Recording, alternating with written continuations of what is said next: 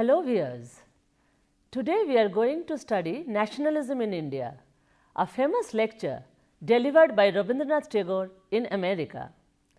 All of you are quite familiar with Rabindranath Tagore. Therefore, before going into the discussion of the lecture, we will try to recollect some particular aspects of his life. Tagore was born in the second half of the 19th century, a period during which the nationalist movement in India against the British rule was gaining momentum. In 1905, the Swadeshi movement started on Tagore's doorstep as a response to the British policy of partitioning Bengal. I hope you remember Indian history. At the turn of the 20th century, Bengal was leading the nationalist movement, and the British government was not able to face its power. So, they divided Bengal into two parts. The Indians did not like it, and hence much agitation went on for months together. Normally, Tagore was quite apolitical by temperament. Tagore was first drawn into the movement and started giving lectures and writing patriotic songs with such fervor that Ezra Pound quipped, "Tagore has sung Bengal into a nation." I use the word apolitical here. Do you know what it means?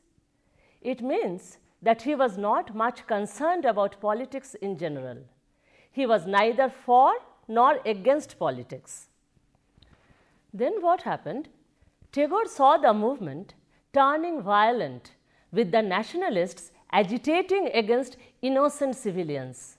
A champion of ahimsa or non-violence, Tagore found it difficult to accept the insanity of the nationalists in their burning of all foreign goods as a mark of non-cooperation. It was hurting the poor in Bengal, who found homemade products more expensive than foreign goods. Moreover, he was disheartened to see that the youth turned to the cult of the bomb, hoping to liberate their motherland from foreign rule by violence and terror. Thus, finally, Tagore withdrew from the movement. Tagore took the view that what India needed was not a blind revolution or the miracle of political freedom built upon the quicksand of social slavery. Here I am quoting, he wanted steady, purposeful education or an evolution from within. What India most needed was constructive work coming from within herself. He argued thus. He said, first mitigate the sufferings of the masses, educate them, make them ready to handle self-rule, and then strive for freedom. Tagore maintained that India's immediate problems were social and cultural and not political. India is a world in miniature. This is where the races and the religions have met. Therefore, she must constantly strive to resolve her burden of heterogeneity by evolving out of these warring contradictions a great synthesis.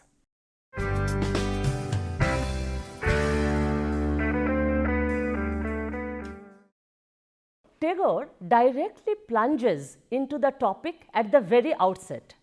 He starts the lecture by announcing, here I quote, "Our real problem in India is not political, it is social." He goes on to show why India is different from the Western countries, and therefore the Western model of independence movement cannot work for India. Europeans had their racial unity from the beginning, but natural resources were insufficient for the inhabitants. Therefore, their civilization is marked by political and commercial aggressiveness. Moreover, their neighbors were strong and greedy, so they developed unity within themselves and animosity against outsiders. That solved their problems. But in India, natural resources were plenty, so the people never had to look outside of India for sustenance or survival. As they were not in need of fighting outsiders, the question of grouping themselves against others did not arise at all. But from the earliest times, India has had her own problem constantly before her. It is the race problem, the problem of various races staying together. When our nationalists talk about ideals, they forget that the basis of nationalism is lacking here in India. First and foremost, India must address the caste issue. India has all along been trying experiments in evolving a social unity. By introducing caste system, India has tried to solve the race problem in such a manner as to avoid all friction and yet to afford each race freedom within its boundaries. But later on, the caste system became too rigid. What was once meant to introduce social order by accommodating the various racial groups in India has now become a gigantic system of cold-blooded repression. In spite of our great difficulty, however, India has tried to make an adjustment of races and seek for some basis of unity.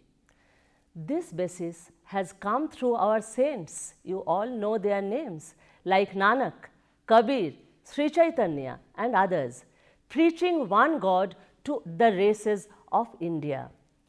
The caste system too is the outcome of this spirit of toleration.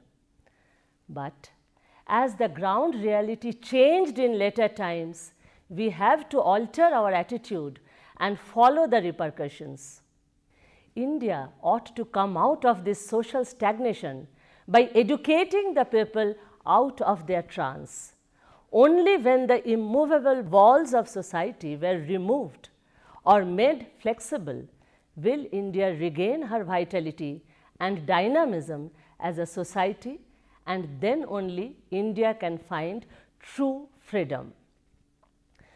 Tagore argues, what is the purpose of political freedom when the elites in society are exploiting the lower classes, especially the untouchables, so ruthlessly?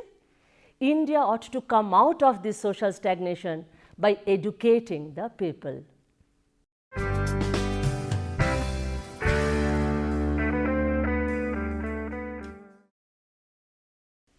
Tagore makes comparison between India and America. So, we will go into that aspect now. Tagore compares the Indian situation with that of America.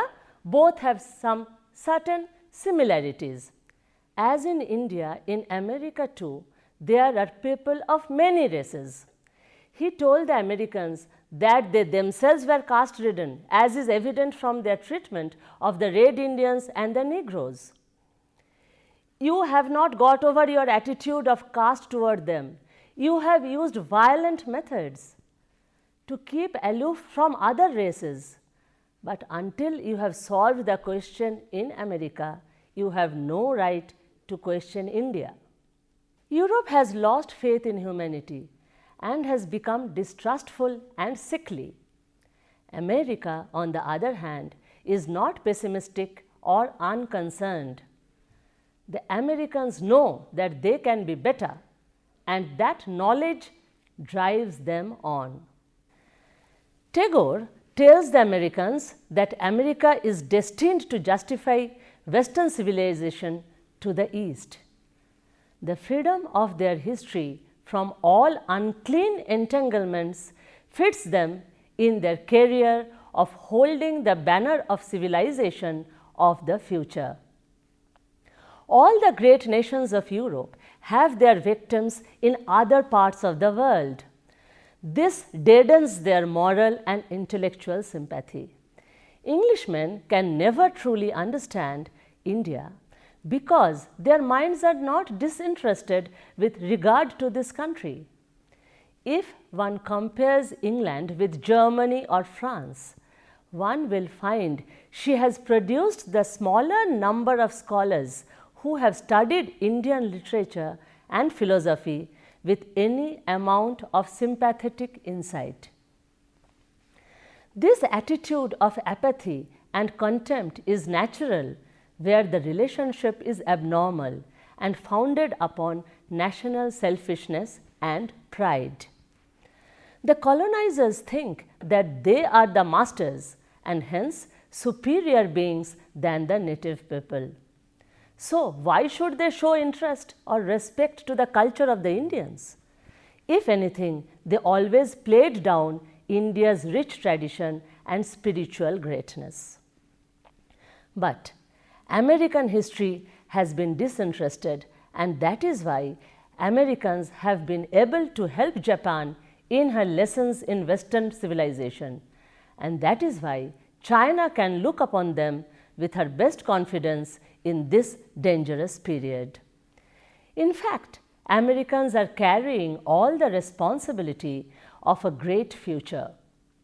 Therefore, all the countries of the earth, America has to be fully conscious of this future. Her vision must not be obscured, and her faith in humanity must be strong with the strength of the youth.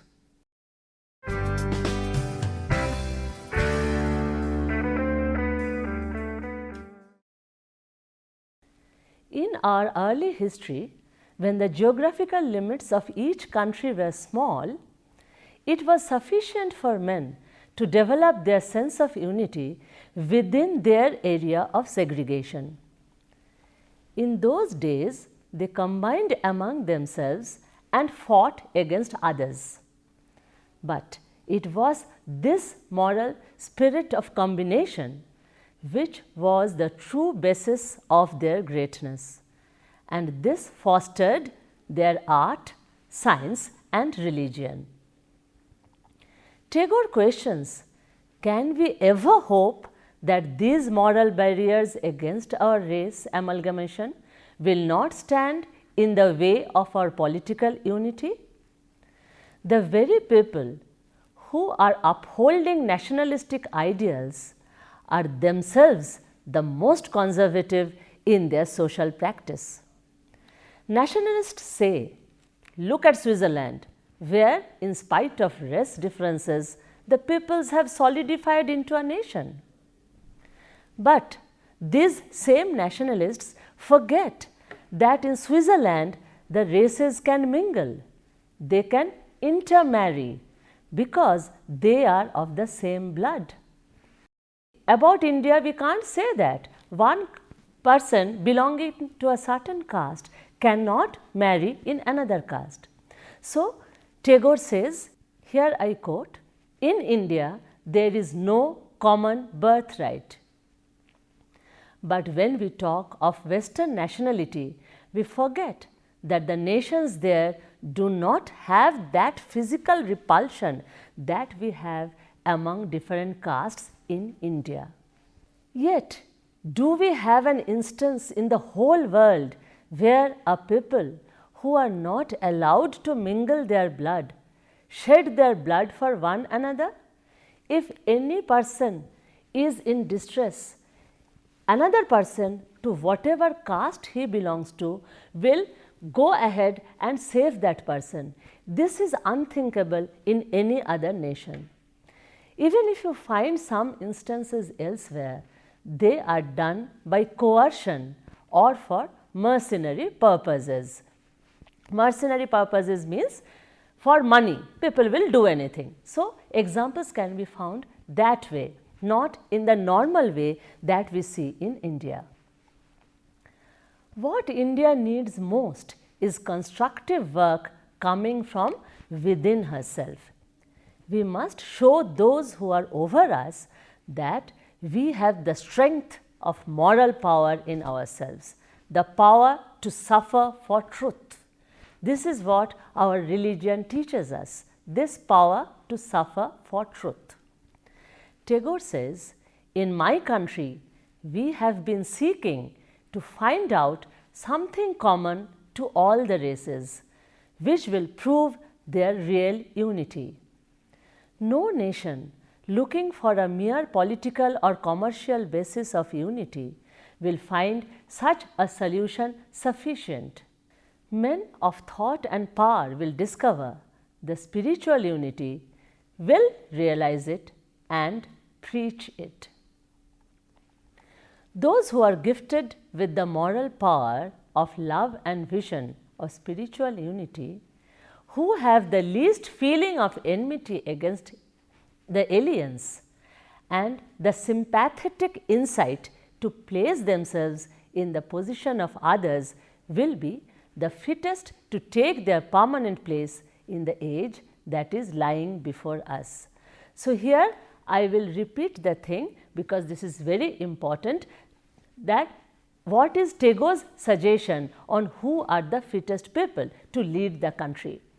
So, he says that those who are gifted with the moral power of love and vision of spiritual unity, this is very important, who have the least feeling of enmity against the aliens. And also another thing is very much important in them, they should have the sympathetic insight to place themselves in the position of others. They only are the fittest people who can take their permanent place in the age that is lying before us. Those who are constantly developing their instinct of fight and intolerance of aliens will be eliminated. Heterogeneity is the problem before us, and we have to prove our humanity by solving it through the help of our higher nature.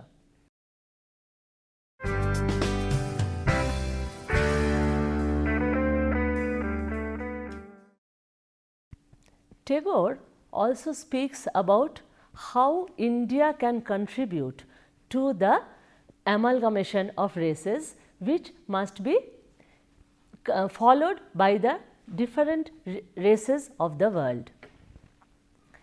He says, in finding the solution of our problem, we would help to solve the world problem as well. What India has been, the whole world is becoming one country through scientific facility, and the moment is arriving when one must find a basis of unity which is not political. If India can offer to the world her solution, it will be a contribution to the entire humanity. Tagore says, the West, enjoying homogeneity of races, has never given her attention to this problem of heterogeneity, and whenever confronted with it, she has tried to make it easy by ignoring it altogether. I hope you understand these two words. Homogeneity of races means only one stock of race people stay there, and heterogeneity means where people of many races stay together. So, in India and America, the country is heterogeneous, but in most of the European countries, the people are homogeneous in nature. If you understand this, the lecture becomes quite easy to understand. So, what do the Westerners do? They, whenever they confront the heterogeneity, they try to make it easy by ignoring it altogether. In America and Australia, Europe has simplified the problem by almost exterminating the original population. They have killed off people. But India tolerated differences of races from the first, and that spirit of toleration has acted all through her history. Tagore directly tells them, here I quote, either you shut your doors against the aliens or reduce them into slavery. And this is your solution of the problem of race conflict. Whatever may be its merits, you will have to admit that it does not spring from the higher impulses of civilization, but from the lower passions of greed and hatred. During the evolution of the nation, the moral culture of brotherhood was limited by geographical boundaries, because at that time those boundaries were true. Now they have become imaginary lines of tradition, divested of the qualities of real obstacles. Previously, people could not move about crossing the seas and rivers and mountains. So, that time geographical boundaries had some meaning. Now, it is of no concern anymore. So, the real obstacles have gone. So, what is the use of being combined into a nation? So, Tagore says that time has come when man's moral nature must deal with this great fact with all seriousness or perish. He viewed that nationalism fosters separatism. When you are grouping amongst yourself, the conclusion is you are separating yourself from others. So, this Tagore did not like at all. So, he says nationalism fosters separatism. In his words, separatist nationalism devoid of love for mankind is a great menace. He rejected the idea of nation state and believed in the great federation of man. This is his idea, great federation of man. The entire world is one country only. That was his idea. He says emphatically, "It is my conviction that my countrymen will gain truly their India by fighting against that education which teaches them that a country is greater than the ideas of humanity."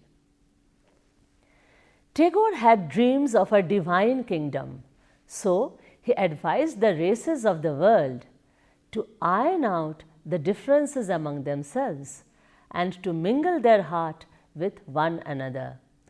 This will fulfill the idea of a divine kingdom.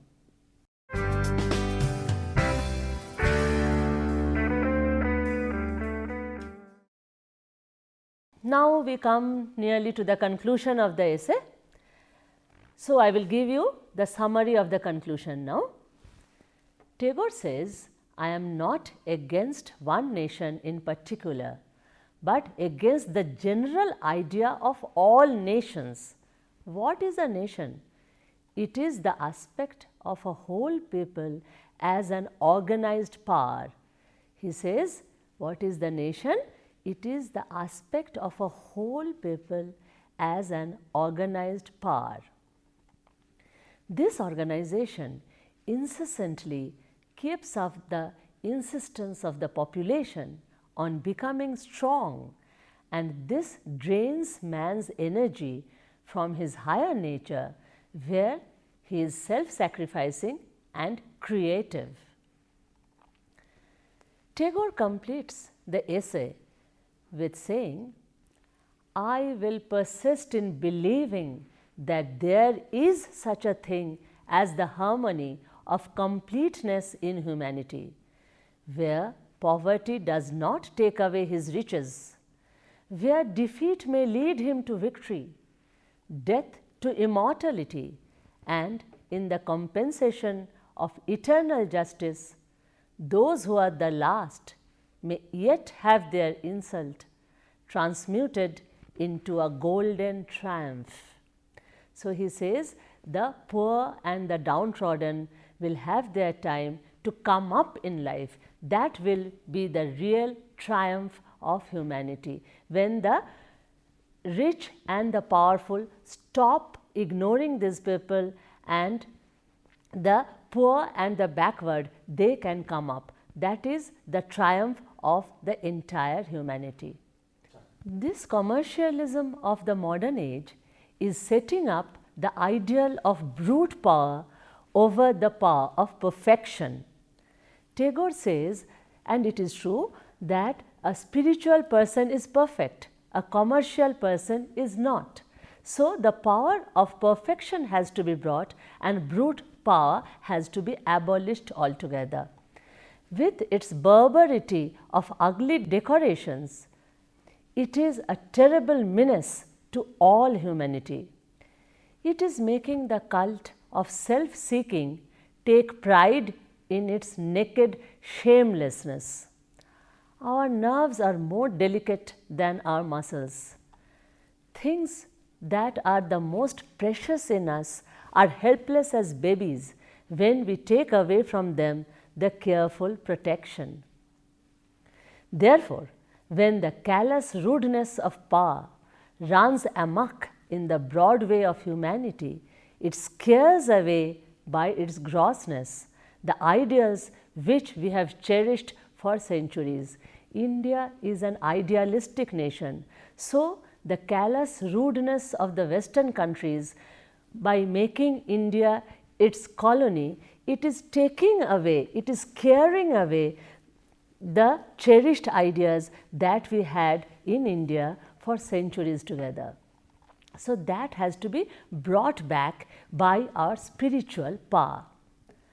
Rabindranath warns the people that no nation should project itself in terms of mine and thine, means my and yours. This will create antagonism among themselves. People will be enemy of each other. Keeping much above it, one should feel his existence in the world as a member of one divine nation. This is very idealistic. In his words, from now onward, any nation which takes an isolated view of its own country will run counter to the spirit of the new age and know no peace. From now onward, the anxiety that each country has for its own safety must embrace the welfare of the world. Thus, Tagore ends the lecture with this optimistic view of ushering a divine kingdom based on spiritual fellowship. So, we see in this essay that Tagore was a great nationalist. His nationalistic songs became a rage during the independence movement, yet he was averse to narrow nationalism that pitted man against another man. He denounced the craze of materialism that led to narrow-mindedness and greed. He favored the union of all mankind as children of God. So, although he spent his life in Calcutta, the political hotbed of Indian independence movement, he stayed away from hectic activities because he promoted social improvement before political movement. So, here we end our first part of this nationalistic essay. So, this portion we have discussed the main text in detail. In my next class, I will discuss the other literary aspects of this essay and why this is so important. So, these aspects we keep for our next class. Okay? Thank you, viewers.